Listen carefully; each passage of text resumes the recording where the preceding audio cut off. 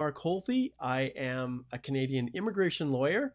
I'm an ex-immigration officer and former high school teacher who bundles all of those backgrounds together to do what I love most, which is sharing information on what's happening with Canadian immigration, especially right now, you guys, especially in this whole crazy world of COVID-19. So I wanted to just let everybody know that yeah, we're experimenting with a few new things here today, and just to add a little bit of color and life to what has been somewhat of a, I shouldn't say boring, but I'm just experimenting with some new things with my software to make the experience a little bit more enjoyable for you guys. So while we're waiting for everybody to tune in, I want to, Ralph says, hey Mark, it's me again, right here, you can see. Ralph says, hey Mark, it's me again, LOL. All right, so as you guys are joining with us, yeah, we'll pull those questions in, and I'm also just going to, we'll wait a little bit. While you're tuning in, let me know where you're tuning in from. So you can see we have someone's tuning in from Sudbury, Ontario, which is awesome. And I'm just going to just make a quick little adjustment here to, yeah,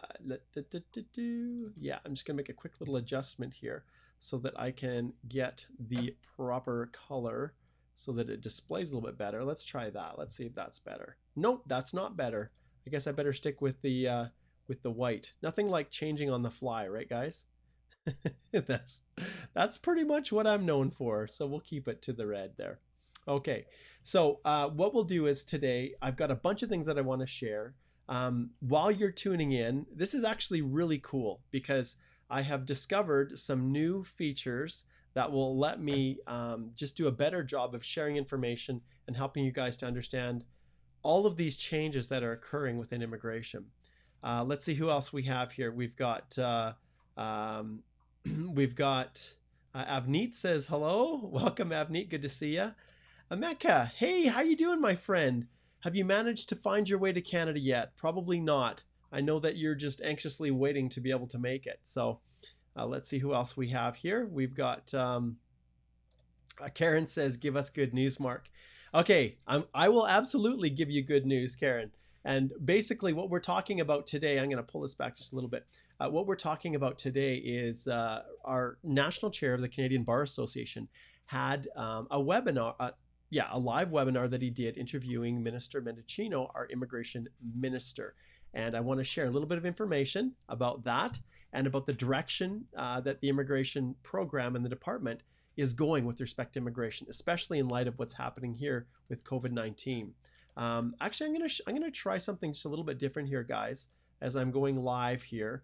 What I want to do is I want to share my screen with you, and this is kind of cool because see what I can do here? I can actually do some pointing. But anyways, what I want to do is I actually want to share, let's do this. I'm going to try to share these there, and I'm actually going to move these over here so that you guys can see it just a little bit better. And then this will help as this is kind of basically the view that I have with comments. And so we can see as we go through here, we've got Karen says, give us good news, Mark. This is actually probably a little bit faster. And then we've got Chowdhury says Bangladesh. Sonu is in India. We got someone from Gambia. This is way faster, isn't it, guys? There I can give lots of shout outs to people. And you can see it's coming in from Facebook and YouTube. It's really, really cool. Happy Ramadan, Ramadan to you as well, Muhammad. Okay, Shivani is tuning in from Indiana in the US. Shivani, my daughter actually served her mission for our church in Indiana. So that's super cool. Great to have you joining us. Let's see who else we have. We've got Kabir here. Hello, Kabir. Sonia says, oh, Mark, you're looking good. I have to look like a lawyer. Actually, I'll tell you guys something. As we're waiting for other people to join in here on our live Q&A today, I actually, this morning, I was just in my t-shirt, just kind of taking it easy. And, and I realized that, you know what, I'm just going to wear my t-shirt today. But then I actually had second thoughts and I changed my mind and decided not to do that. So, all right, so we've got that. One thing as well as other people are tuning in, I want to show you something very cool that one of my good friends who has tuned on here, he's actually watching live. I want to give him a quick shout out, and I want you to watch this. This is what happens when you try to give and give and give. Then you run into people that are just awesome, that in like manner want to give back. So watch this.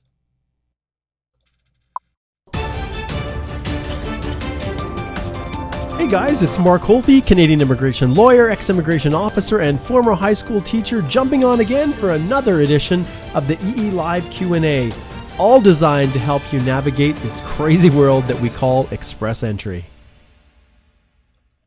Pretty cool, huh? I thought that was really awesome. And so that's what Ralph made for me, and thanks so much, my friend. I've shown it a couple times in the past, and I just want to give a big shout out to Ralph while we're waiting for everybody to climb in here. Okay, let's see who else we have here. Amit says, it's nice to see you, Mark. Anand is from Toronto. Anne's tuning in from Uzbekistan. Great. Great to have you here. I should have actually gotten some water before I went on. I'm going to be in big trouble here. We've got someone tuning in from Brampton. Yes, Atik, happy Ramadan to you as well. And Pandit says, yes, Canada will continue after COVID-19. Yeah, Canada will. The country ain't shutting down, my friend. And so Ralph says, buffering green screen magic. You bet. It sure is. All right. Ben's North Dakota. Sumit is tuning in from India. Sonia's Nigeria. Awesome, Sonia. Cameron. We've got Bobby here from Mumbai. Just a really great group here. Atik, awesome. Amin is tuning in with Periscope. I love when people are watching this on Periscope. That's just awesome. Let's see who else we have. Shan's Pakistan. Abhishek. He says, hello again, Mark. Thanks for the awesome consult yesterday. I think I've figured out the not confusion. 5254 and 1241. Awesome, Abhishek.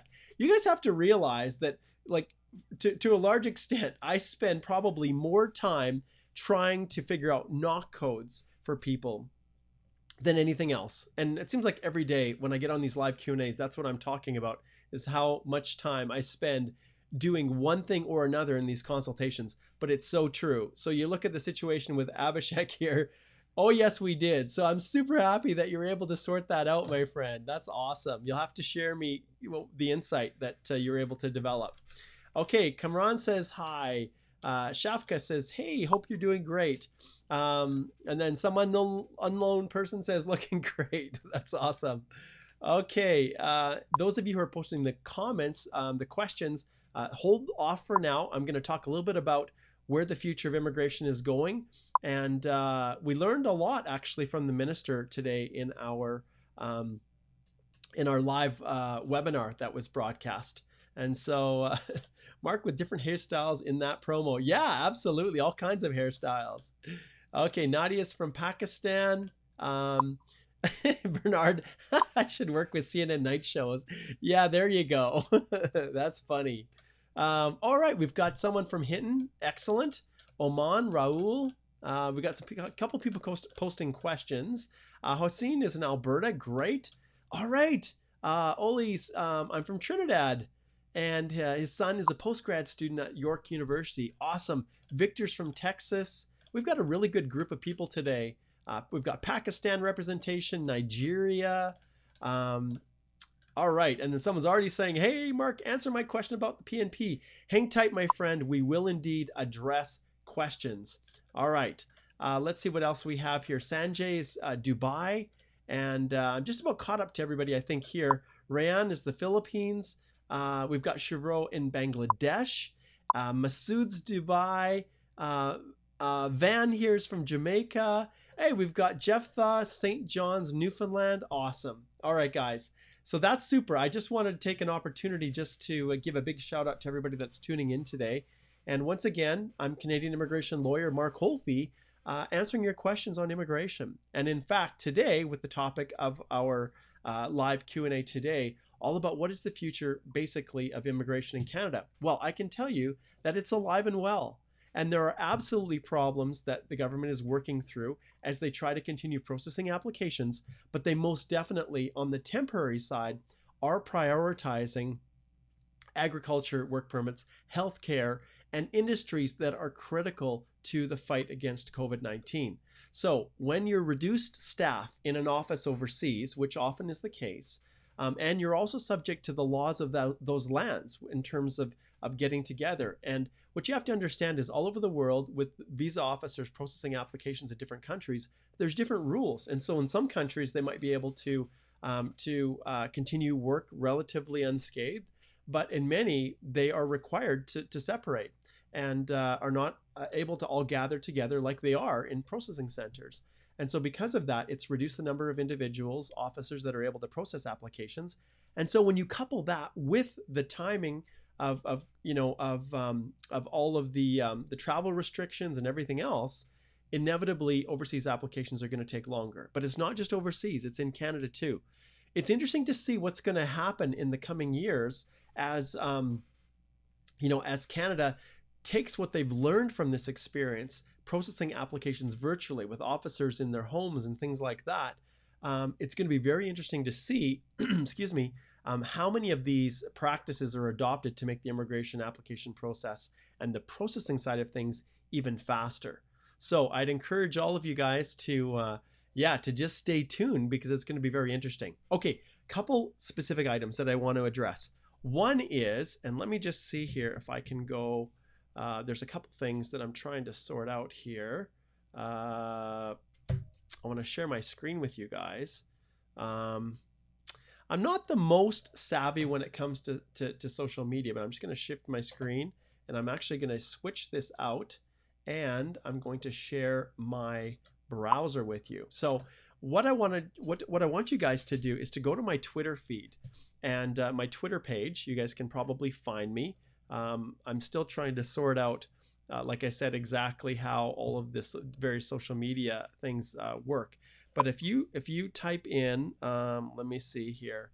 Now I'm trying to figure out how I find my own posts. I can probably find one here with people that are liking my other tweets, maybe. Okay, here we go.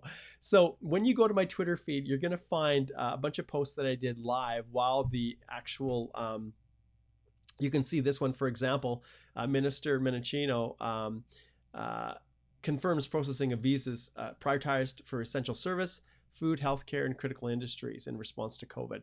And this was all part of this interview. So there's a live running tally. And if you go to my site and just find me, you can see all those posts that I did. And that'll give you a little bit of update as well in kind of a live streaming process as to what happened with this conversation.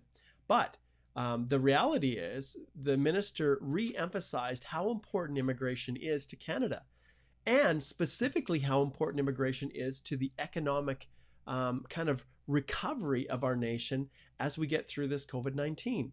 So anyone who's out there fear-mongering, yes, there will be impacts. Yes, there will be challenges as things kind of rebound.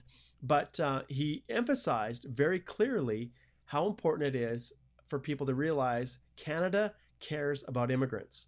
And it's super refreshing, because you can see all over the world, there's other countries that are not the same as this, who are taking a much more harsher approach. Now, with that being said, Canada is full of decision makers at both the provincial and federal level. And this is where I want to actually flip over and just share a few resources with you guys. So the first one that I want to share, and I'm going to go back and share my screen with you guys again here, is this site right here. So you can just punch it in, search it. This is the Novel Coronavirus COVID-19 Program Delivery Instructions. And these instructions over here are designed to give officers instructions on how to process applications. So if you're looking for information on these different areas, this is where you go. The general processing measures, what they're looking at for citizenship, temporary residence, permanent residence, all of these are here. In particular, excuse me, the travel restriction measures. And those of you who are overseas wondering what's going to happen, how is this all going to play out? When can I travel to Canada? This is where you're going to go. And one of the biggest issues we're facing right now is the fact,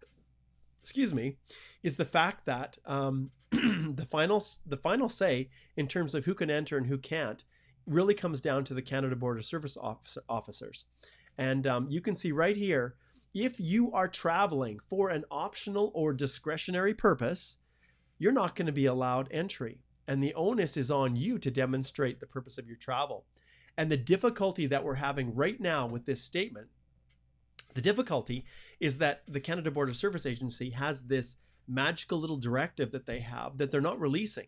And yes, they're currently working with IRCC. And so Minister Menachino is working with Minister Blair to try to, have a consistent messaging. But at the end of the day, we're not entirely certain exactly what's considered to be optional or discretionary. Now, Minister Menachino today did say that if this is basically the mindset of all government departments, if it's not absolutely essential that you travel right now, if it's not super urgent, then don't travel. It's as simple as that. And so that's the underlying rationale in almost every case. When it comes to businesses and especially ones that are considered to be essential services in Canada, I'm working with a number of my clients to try to sort through the ability to get work permits to bring essential people in. And yes, there's complexities there.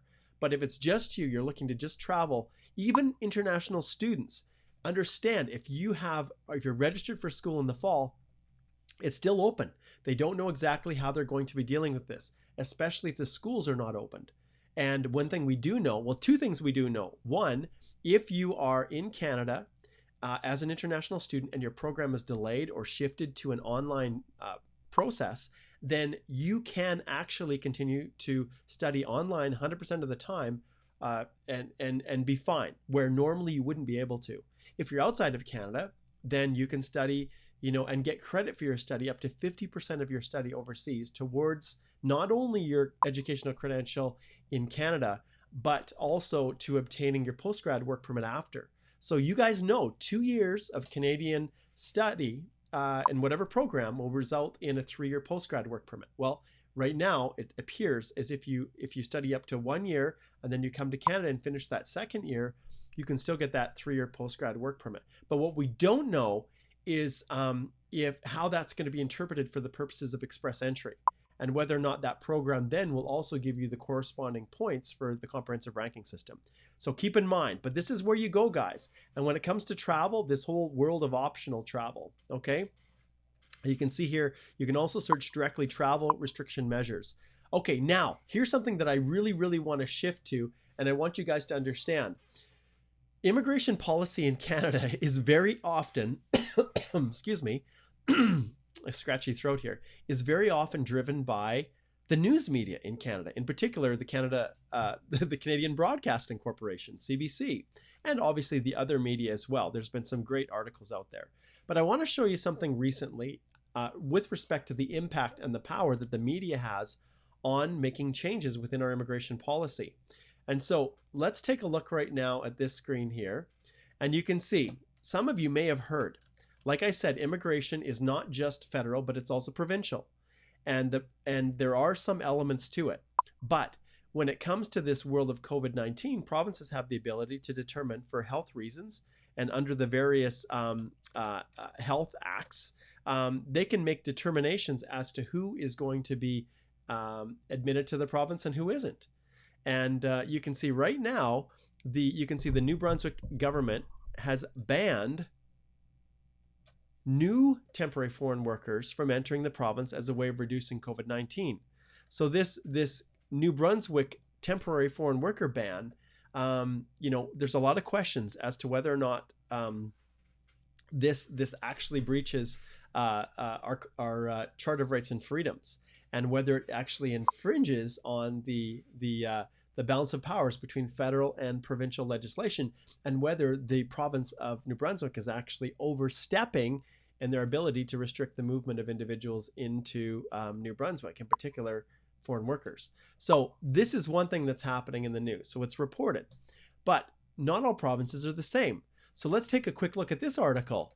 So one of the cool things that we're having for foreign workers, at least in Alberta, if you are an individual who's under implied status, normally you're not able to obtain Alberta health coverage longer than the initial 90-day grace period that they give you. Well, with processing times also grounding to a halt, individuals like this nurse, Charity, she was facing a situation where her Alberta health coverage is going to be cut. And this was an individual who was actually working. She was a licensed practical nurse in the hospital in Olds, Alberta. And so, of course, you go to the media, you explain your situation, and she had something a little bit more going for her because she, not only was she a nurse, she was an American married to a Canadian citizen with a permanent resident application in the queue, and she also was expecting. And so you can imagine she was facing the reality of having to pay for all of her health coverage up front. And this is someone who's actually working in the hospitals for the benefit of COVID-19 and contributing her taxes. So because of this article, you can see the reporter here, the news reporter, Rachel Ward here, she actually reached out to myself and to Jean Munn, a good friend here in Calgary. And we talked, I had a good conversation with the reporter just regarding how everything plays out in terms of foreign workers, what the future holds. And so she did this awesome article. And, you know, this charity was super brave to come forward and put herself out there, which is really, really cool. But what happened was really neat. Right here, Minister, later that day, and actually if I show you something, it's kind of interesting. This article was released, well, right around 5 a.m. Mountain Time on April the 23rd. And then later that day at 4:40 p.m., this article came out because the Alberta Health Minister, Tyler Shandro, who actually I went to law school with Tyler, he announced that going forward, they were going to extend Alberta health care to uninsured foreigners with lapsed work permits during pandemic. Now, the reality is he was extending coverage to people that were on implied status, which was really, really cool. And so you can see how the media has a very positive impact on making changes at both the provincial and federal level. So, and then, although those of you who can read French, you can take a look at this one. Quebec has also indicated that they're following suit, that they're going to extend, not automatically, but based on a request, that they will extend health coverage to foreign workers who are in Quebec. So it's really, really neat to see how this all plays out. Okay, a couple other things before we jump into the live questions. All right, so big celebration, everybody. CELPIP, you can go right here and you can see that test dates are now available to be booked for the CELPIP program in Canada, but not just Canada. You can see here we have on the list, obviously sold out. So lots of people are realizing that these tests are happening because there's been a real delay, and with all of them being closed. So Vancouver, you can see here, Vancouver, but then you can see here, May 8th, Hong Kong. And this is actually available. So if you're in Hong Kong, there is the ability to book your test there. Obviously, everyone in Canada has been going crazy filling these up. So you have to go, and I'm not even going to, I could probably search for a while before I find some that are not sold out already. But the tests are started. And we can also jump over here to IELTS in the same way. And these pages, you can see, and Igor can maybe jump on and share these, or those of you who know where these are, I welcome you to post those in the comments for other people, both on YouTube and Facebook, to see. But you can search, you know, outside of Canada, you can see which locations have testing centers that you can look at. You can see when the testing centers in other countries are going to open up. And so these are some great news for people who are looking to immigrate. So very cool. There's other individual organizations like Eurocenters that has the ability to go in and actually search and determine where you can actually book your exams. So just super cool. And yeah, it's awesome, absolutely awesome to know that all of this is now starting to return back to some form or semblance of normal. All right, so thanks for tuning in. And you know what? I really like the quality of this video. It seems like it's way better than the other ones that I used to do. So, all right, let's see what we've got going on for comments. So now what I'd like to do is I have some people have been posting a lot of questions, and you know, I totally understand. Like, let's take a look here. Okay, so here's Lisa. So Lisa says, we wish we didn't have to travel at this serious time, but there is no leniency on the physical presence requirements, putting us all at more risk of COVID. And you're right. You know, when we're dealing with all of these issues, you know, there's suffering all over the board. You know, it's not just, you know, just certain people. To some extent, we all are going through those same issues. We're all suffering. Let's see here. Let's see what we have. I'm just scrolling through here, and I apologize if I don't hit, everybody's questions, but we'll answer a few, and then I'll shift to some of the listener ones that were sent in by email to me. Godwin says, any idea when the federal skilled worker draws will be conducted? I mean, the favorable conditions to conduct a federal skilled worker or all program draws. You're right. So Godwin, the reality is when we're going through this process right now, they are definitely giving a priority to individuals that are in Canada. And we know if it's been, and actually, do you know what? This is a great question. I'm going to pause here. I'm going to shift back, and I want to just show something. So in concert with Godwin's question that he posted here, I want to indicate here that I don't think anybody believed that the draws would drop back down to, and you can see right here, 452. Now, obviously right now, the reason it's dropping down is because of the Canadian Experience class. And there had been, there was a massive group of people that were sitting at this level in Canada that were simply not getting drawn because of the competition internationally.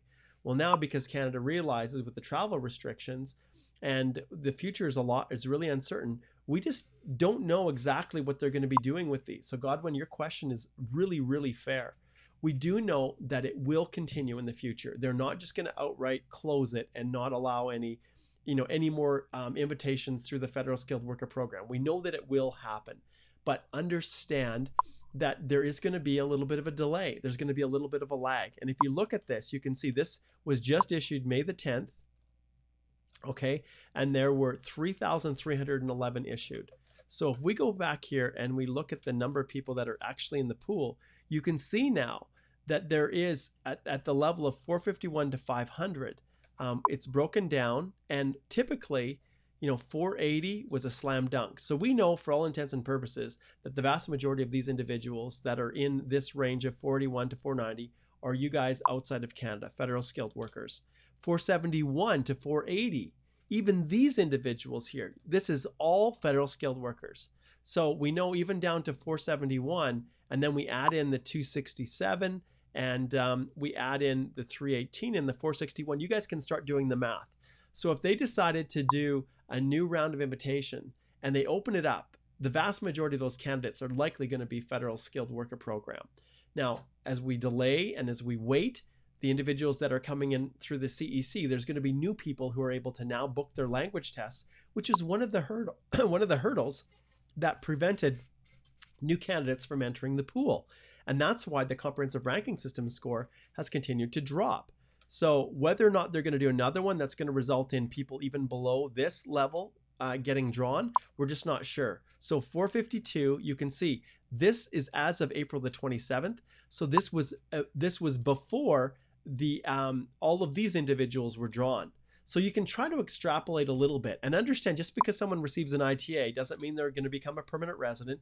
It doesn't mean that the ITA numbers are directly impacting the actual numbers of people that are immigrating to Canada, because there's a lot of different factors.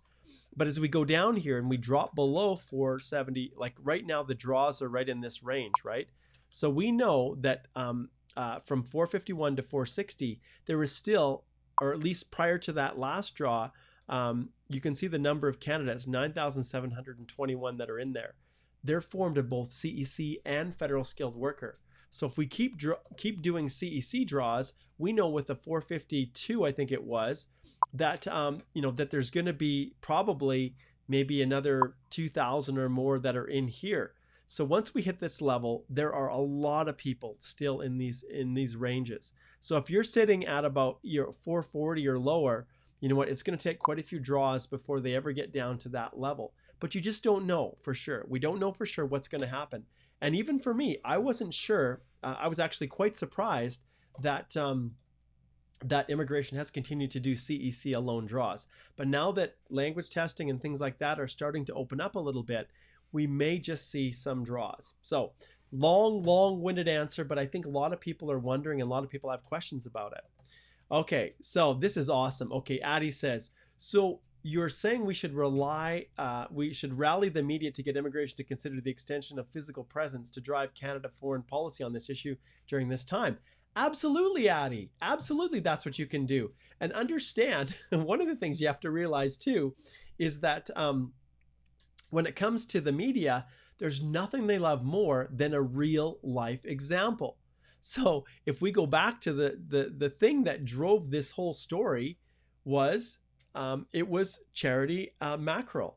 She's the one who drove this story. And if it wasn't for a good case example of how individual lives are actually being impacted, then this story never would have happened. Because let's say, for example, I decided, hey, Tyler, I reach out to, hey, Minister Shandro, look, this is what's happening to foreign workers, and I want you to make some changes and just open it up to so that anyone who is on implied status obtains health coverage. If I was to have done that, sent Minister Shandro an email and said, hey, or given him a call and said, tried to explain the situation and didn't have any specific examples of people being impacted, how fast do you think that change would have taken place? Now, I think there's tons of reasons why they should never cancel health coverage while people are under implied status. One, if they're in implied status, generally speaking, they're still working, they're still paying taxes. But policy is driven. It's interesting, although although the concept isn't very, very kind, it's really driven to a large extent by public shaming. And CBC, they are a master of that. And I shouldn't say just CBC. There's a lot of really, really tremendous influence that's being put in place by good articles like the one that was done by Rachel Ward here. So big shout out to Rachel, awesome article, and another shout out to Charity for being willing to do that. Okay, let's take a look here. Let's see. Okay, so we've got more questions about draws. Okay, Karan says, CELPIP dates available in India. That's great. I'm assuming that's a statement and not a question. I don't see a question mark behind that. So that's great, Karen. Thanks for sharing that.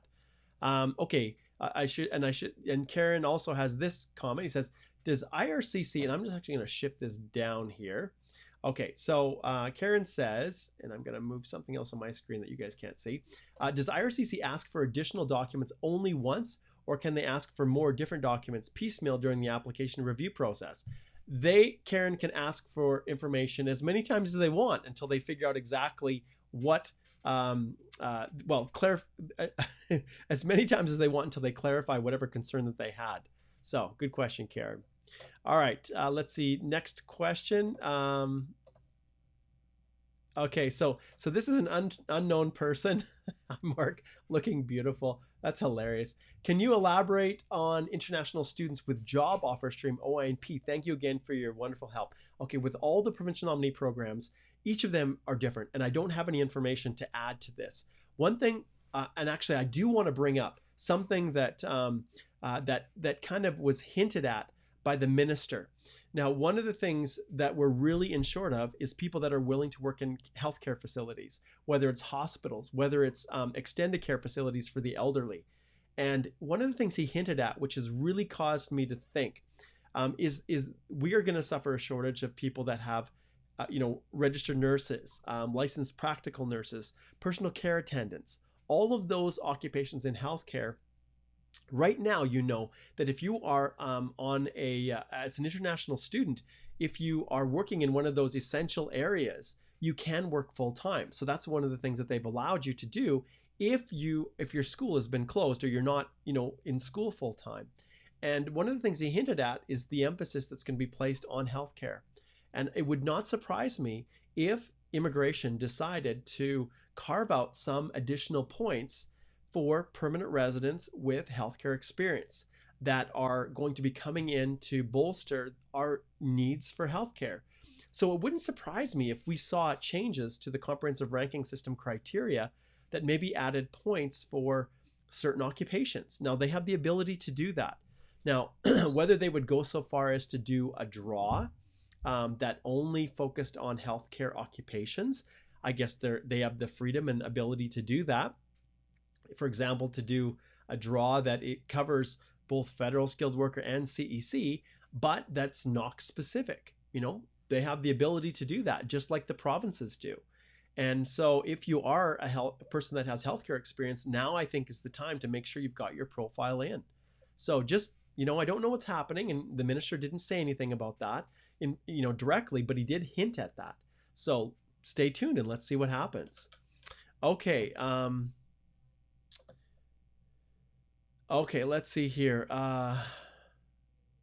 Okay, this is an interesting one. So Yasmin, I'm not quite sure exactly what you're referring to here, but Yasmin says, is visa refusal 4 times for tourism a problem if the reason was that I didn't know my country of citizenship was banned, as the ban wasn't told explicitly? Okay, Yasmin, I'm not quite sure what you're asking there. I've never heard of an outright ban from citizens of certain countries to get TRVs. So that one I'll have to pass on. Okay, okay, Kabir says he's got an important question here, so let's pull this up and see what Kabir has to say. So he says, dear sir, I hope you're well. I have an important question which I hope and guess is beneficial for all. I'm not clear on this at all. Okay, so here's the key for you guys going forward. Forget the wind up and just make the pitch. In other words, that's a baseball reference. So don't take your time winding it up, building up the question, you know, laying it out, setting the stage. And I know you're appreciative of what I do, every bit as much as I am appreciative of all of you guys. The key here is to get these questions zipping through as quickly as possible. So we dived through everything that Kabir said, which was all very, very kind. Here's the question. Does our PR card have the date of landing or the date of issuance when IRCC prints it? Thanks so much. Okay, this is a great question. So when it comes from the PR cards, that's actually a question that I don't have an answer for. And I'm so grateful that you asked the question. I've never had any reason or occasion to actually look at it. So it's not something, maybe some of you who have your PR cards can take a look. Now I think behind my green screen, I actually still have Igor and his wife Teti and his PR cards, and I could pull them up and I could take a look because I know when they landed, and so I could take a look at, but I'm not going to go and jump around my green screen over here and pull up his PR cards. I do need to send those to you, Igor. So if you guys know when you have your PR cards, just take a look and see if you can answer Kabir's question. But that's a great question, and sometimes I don't have the answers. So there's a challenge to all of you. Post in the comments below whether you're Facebook or YouTube, and if I get down to them, then we will give a big shout out to those who answered the question as to when the date on the PR card, when it starts. Is it on landing or when the card is issued? Okay. All right. Okay, this is an express entry one. So this one's from Rami. I got a gift deed from my father and an affidavit from both, attested by an attorney of law in addition to the bank check.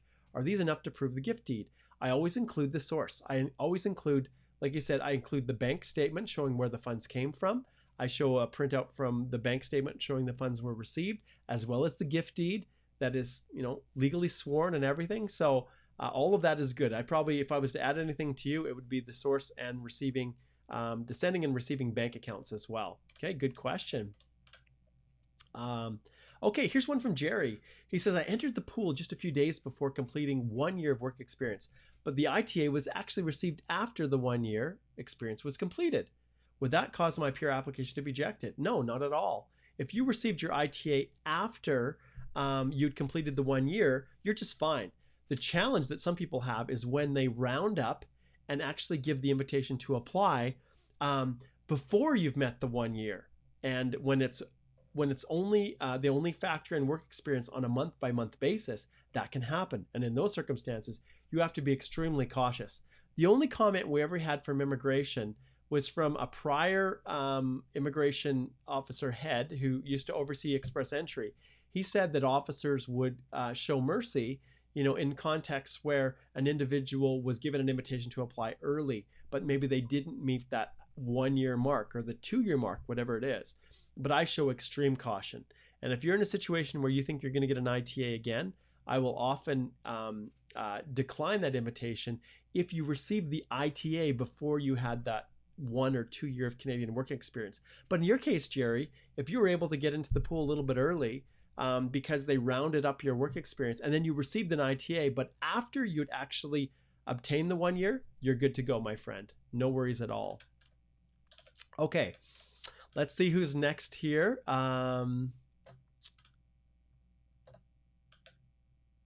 Okay, we've got some people that are asking questions about processing times. So one thing, this is kind of probably a good opportunity to just talk about processing times generally. Remember what I've said in the past. One, don't rely on the processing times that are stated on the website. If you go there now, you can see all of them are kind of up in the air. So you can't rely on those. 2, with fewer officers available to process applications, inevitably applications, the processing times are going to be false alarm. It's so dusty here. No, not COVID, but just dusty. And I've got a sneeze that's probably going to work its way through by the time I finish answering the question. But processing times, like I said, with fewer officers, they just are not going to be processing as fast. So for everybody, just accept the fact that it's going to take longer. And even if your friend somehow gets their application processed sooner than you, just be patient, because every officer has different allocations of files. They're able to process applications at different times. And at the end of the day, everything is just going to take longer. Okay. Okay, Wellwin's got this question. Proof of funds. So it changed from 2K when the profile is created to 1K in the EAPR under CEC. Do I attach the LOE saying I'm under CEC, or do I need to attach bank letter and the reason why I changed the amount as well? Well, when that amount is irrelevant anyways, because it's going to be under the proof of funds level. And when it comes to the Canadian Experience class, you don't need to provide any proof of funds. I just make sure I upload a letter that says, please note I was drawn under the Canadian Experience class, and as such, I do not need to provide proof of funds. So even the change in yours saying you had 2,000, now you have 1,000, even that's irrelevant. You don't need to explain it. It just is what it is. All right. Okay, let's see here.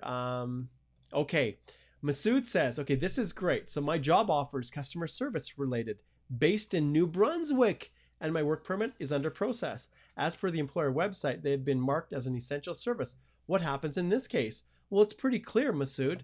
Right now, what trumps your situation is, and we'll go here and see if I can find it, is this right here, is the fact that New Brunswick bans temporary foreign workers to curb COVID-19 risk. So this ban trumps, at least at this stage, immigration is not going to process your work permit. They're going to, at this stage, my understanding is that they're going to be respecting what's happening over here. And the question becomes whether charter challenges or things like that is going to force New Brunswick to back off on this position. And maybe this is only for a short period of time. But in your situation, Masoud, if we go back to your question here, you're destined for New Brunswick. And so it's highly likely that you're not going to see your work permit processed very quickly. Now, understand anything can happen, okay? Anything can happen. I've seen all kinds of ways that immigration has worked with provinces and vice versa, and the CBSA to get people in that are critical, that need to be here. And so the blanket ban on all temporary foreign workers, it's going to be really interesting to see how that plays out. And I actually tweeted on this, and I'm going to share my screen once again. This article, what the minister here, when Premier Blaine Higgins says an influx of more workers is too much of a health risk. And he called, and this is my personal favorite part, he called on all New Brunswickers and foreign workers already in the province to fill vacancies in the agriculture and seafood processing sectors. Okay, that's all great. But people in work permits, on named employer work permits, it's not so easy just to switch it over. And so, and who in New Brunswick, of the Canadian citizens in New Brunswick or permanent residents, are necessarily going to want to jump over and start working in hot blueberry farms, picking berries, or whatever it is that the ag sectors are needed in New Brunswick. And so it's interesting how premiers just step up and make these blanket comments. Maybe Premier Higgs, I should say Blaine Higgs, it might be interesting, I wonder how much discussion he had with immigration when he made this decision. And obviously health trumps everything right now, even over economy. And so it's a balancing act. And I understand the situation, but wow, I think this one, in my mind, I think the balance of powers in terms of the constitutionality of the decisions that he's making are actually pushing that envelope. And I'm not sure if he's, legally, I'm not sure if they're actually able to do this, but that's what they do, and we see what happens. Okay, let's keep going down here. Let's jump to some here. Okay, let's see what Bernard has to say here. So Bernard says, hi Mark, what happens to the EAPR already submitted and in process? Should we just wait for an answer and do nothing? Also, what happens if they did not reply and the 1 year RC profile or medical test is expired because of delays? Okay, so no, don't. I'm going to tell you guys repeatedly, do not go reach out and ask for updates on why your application is taking longer. Don't, please. Those officers are already inundated with enough. Yes, it's going to take longer. If you are, because of the delays, stuck in a situation where your medicals are expiring and everything, yes, they could come back and request that you obtain a new medical, or request that you provide updated documents. And that's a possibility, and you can't control that. But they're not just going to refuse the application if documents expire after you've already submitted and locked everything in through your EAPR. Okay. All right. Okay, let's see what else we have here. Okay, Bhupinder says here, actually, I got a letter from Canada officer that my education document looks like fraud and asked me to submit additional documents. What's the possibility to get my visa? Bhupinder, this is a huge issue because obviously, you know, when it comes to education, you've already gone through the ECA process with either WES or ICES or ICAS or one of those educational credential assessment agencies. So right off the bat, I'm very, very surprised that this is even an issue that an officer is bringing up. But if your educational document looks like fraud, then you need to address it head on. I can't ask one way or another the possibility of getting your visa, but you need to respond and give them very, very clear and unequivocal evidence that it's not. You need to take it serious. If they find any fraud, they will ban you from Canada for 5 years. Okay. Fulla says here, for someone who has declared spouse as non-accompanying and after received the ITA, such person decide to include the spouse as accompanying, will there be an issue? Absolutely there will.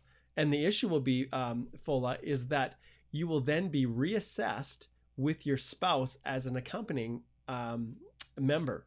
And if they reassess and your CRS score falls below the round of invitation that below the round of invitation level, then they will refuse your application. So that's the big difference. Okay. All right. Okay. Harshit says for CEC, can we submit only a T4 and work history if we don't have pay stubs? Sure, that's fine. You know, it says pay stubs if available. Now, in most cases, you do have and you should have pay stubs, but a T4 will also work because it does say, you know, your reference letter plus pay stubs if available. Okay. Okay, so this is a good one. So Van says, hey, my Jamaican citizen cousin is got a green card in the US. He wants to become a Canadian citizen at some point. What are his options? Well, have him contact me and I can assess his qualifications to determine whether he has any options. It's as simple as that. And for those of you who are tuning in and are just watching this for the first time, I'm just going to shift over here to this screen. All you have to do, and I guess I could pull this down just a little bit. I got to move it around a bit here. Don't mind me. Those of you who are saying, hey, this Mark guy seems like he knows what he's talking about. Maybe I should consider booking a consultation with him. All you need to do is just go to our website right here, and I'll stick this back up. And then when you're here, all you need to do is, actually it's a little bit, if I stretch it out here, you can see the Start Here button. So all you need to do is just click on the Start Here, and then that will take you right to where you can fill in the information to book a consultation. Okay, so holthelaw.com is the site. And yeah, I just thought I'd just share that with you. So I'll back that off a bit here. All right, jumping back, and I guess I didn't remove Van's comment there. That's all right. This isn't a high class, although it is improving in quality, I might add. But and I'm hoping over the next little bit, we're going to get a lot more improvements because I'm learning more about how to use this software just to make things a lot more professional. All right, we've got about another 10 minutes here. I'm going to keep firing through the questions. And if I skip your question, please don't get offended. I'm trying to pick out the ones that are going to be the most benefit to people. All right. Okay, let's see here. Okay, so this is an interesting one. Oli says, hey, Mark, do you think there can be a federal skilled worker draw for candidates who are in Canada at this time? It's not based that way. They either draw into the Canadian Experience class, the PNP, the Federal Skilled Worker Program, or no restriction. Okay. Okay. Steve says, do you think the delays in the federal skilled worker draws will bring down the CRS cutoff? Okay. Only for CECs. So the delays, when they open it up to federal skilled worker, it's going to shoot up the CRS really, really high. I wouldn't be surprised if it was even in the 480s at least. But it just, yeah, when it comes to the federal skilled worker, if they do an open draw, yes. If they continue to do just CECs, then it's absolutely going to go down. Okay, let's see here.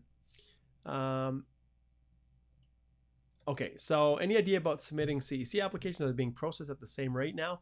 Obviously in Canada, they're continuing to process applications, but with a reduced number of officers, it will take more time. All right, and I love the fact that you guys are actually answering each other's questions and helping each other, even in this live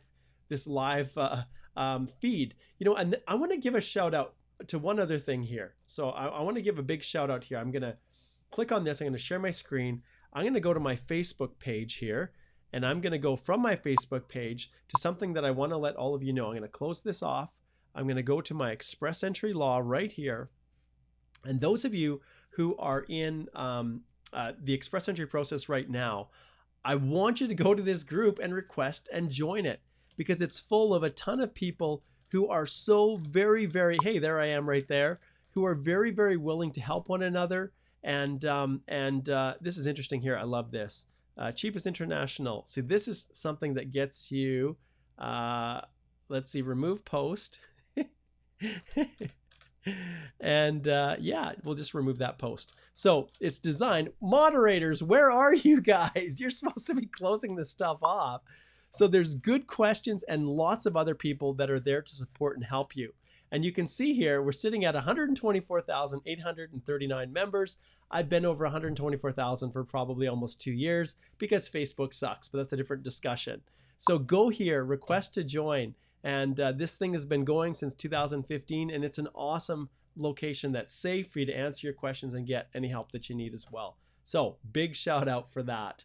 Okay, so back to our questions again. Okay, so let's see here.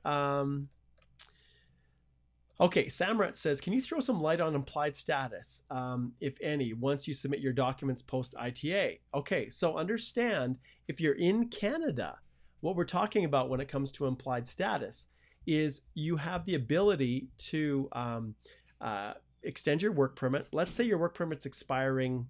Let's say it's expiring in a week, okay? And you were just drawn on the May 1st draw. Well, you are eligible for a bridging open work permit. But the key is you must submit that work permit application before your current one expires. So you get your application, you got your ITA, you put everything together as quickly as possible. You get your EAPR submitted today, and then you get that confirmation that comes back saying, yep, you've got your EAPR. This is your confirmation that we've received it. Immediately then you apply to extend your work permit through the Bridging Open Work Permit program. Well, we know it's going to take months and months and months to process that. And so that time in which your work permit has now expired, but you applied before your work permit expired, you're considered to be in implied status until a decision is made on that work permit. And so it's valid work status. You can keep working. All right. So when it comes to post-ITA, well, the fact that you've submitted an EAPR doesn't automatically give you some extended status if you're in Canada. You actually have to submit an application. And that application typically is the Bridging Open Work Permit. Okay. If you guys have any questions about the process, you want me to review your documents or do anything like that, me and my staff, we do this all the time. The lawyers and awesome support people that I have, we work with our clients all the time to review their documents at a substantially lower price than we normally do when we are doing things full service for people. Okay, let's see here. Okay, I love the comments. This is awesome. I love the fact that you guys are dialoguing and just helping one another. Okay, let's see here. People are posting multiple times, which isn't helpful. Okay, we've got 5 minutes, and then I've got a consult I have to shift over to here, which is a very interesting consult, actually. I'm looking forward to it. Okay, so people like Faisal, this question here, what's the scope for secondary school teachers in PMP? That, my friend, directly results in something you need to book a consult for. Okay, Okay, here's another one. Avneet says, what about the tech draws for the OINP? Not a clue. We have not received any word, and often they don't tell us. They just happen. So we'll see how this plays out. All right, let's see who's next here. Okay, Godwin says, hashtag fingers crossed. You bet, my friend. You're welcome. Okay, let's see what we have here. Okay, Ben, this is pretty awesome. Your price for letters of explanation. I don't charge for letters of explanation. They form a part of my full review. And when I'm doing a full review, it's like light years ahead of, you know, what a traditional representation would be with a consultant or a lawyer. My reviews are detailed one-to-one, you and me, right over the screen. What you're seeing right now is what you see with me, except we flip over, we share screens, we work through it together. And so that whole process right now for express entry, I charge $3,000 Canadian to do that. And that's the profile and the EAPR stage. And so I would never just write a letter of explanation unless I'd had a chance to review everything with you.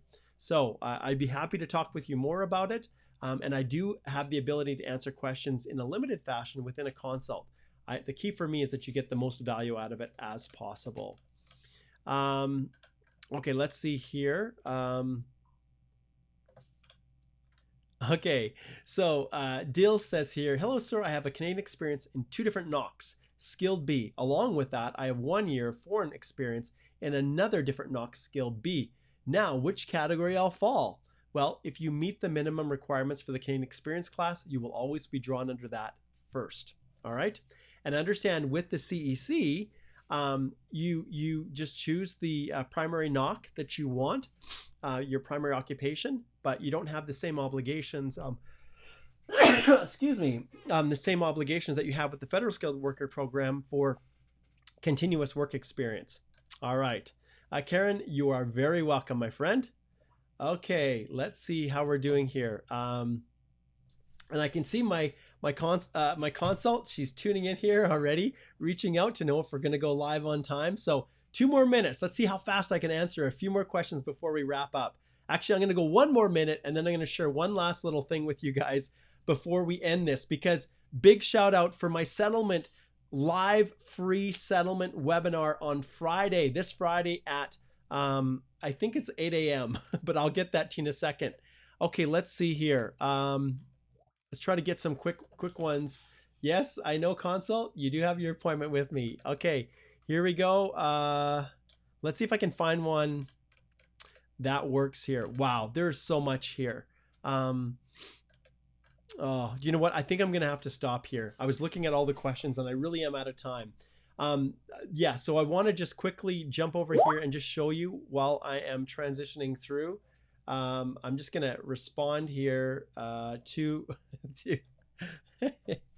yes, just give me one. That's nothing like responding to a live client while I'm on a live Q&A here. 1 second. Yes, I'll connect in 4 minutes. There, it will give me just a little bit more time to breathe. I have a little bit more time after, so that's okay.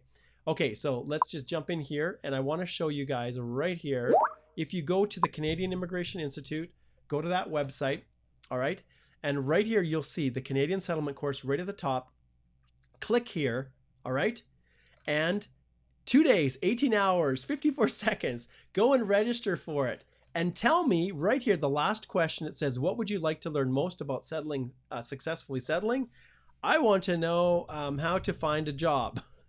Okay, whatever that is, I don't know what it is. You fill it in, but it's a free webinar, and it's really the promotional event for my settlement course that I'm going to be offering, and it's going to help people to just navigate their way into better, more quicker, faster, easier, less headache integrating into Canada.